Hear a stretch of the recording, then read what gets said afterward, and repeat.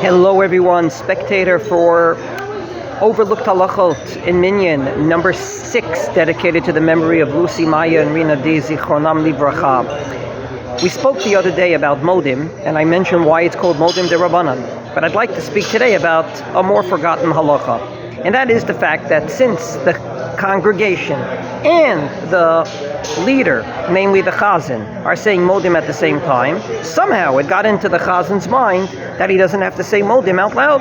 He says it quietly in a whisper, but he doesn't say it out loud. First of all, I believe it's 100% wrong. Namely, the chazan has to say every single word of the chazarat hashatz for everyone to hear. And therefore, indeed, I think that for some reason or another, it's a mistake. And therefore, the chazan should say Modim till the end of Modim out loud, and the congregation can say the Modim de Rabbanan in a whisper. If I have to try to justify it, then I'll say that today, since most people know how to daven, and the only reason we do chazarat hashatz is because it's an enactment that our sages enacted, and therefore it stays in place.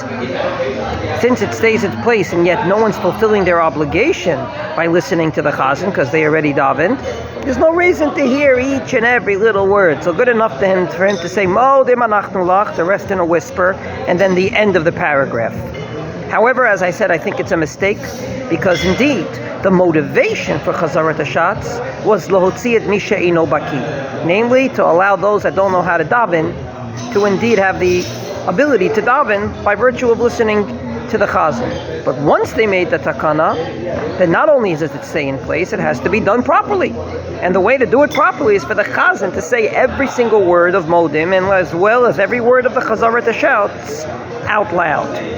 And indeed, allow me to just illustrate this with a story that happened earlier in the week. A chazan got up, and instead of saying V'tein bracha, as we do at this time of the year, he said V'tein tanu natali bracha. It's a regular mistake, we do it. I tried to correct him, and then someone said, chazarat hashatz.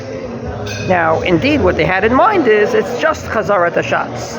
But I'd like to say, it's not just chazarat hashatz, it is chazarat hashatz, and therefore it should be done properly. So, to sum up, Modim should be said out loud by the chazan. God willing, in our next Spectator, we'll talk about when the congregation says their Modim versus when the chazan should say his Modim, so that everyone hears it. Wishing everyone a wonderful day.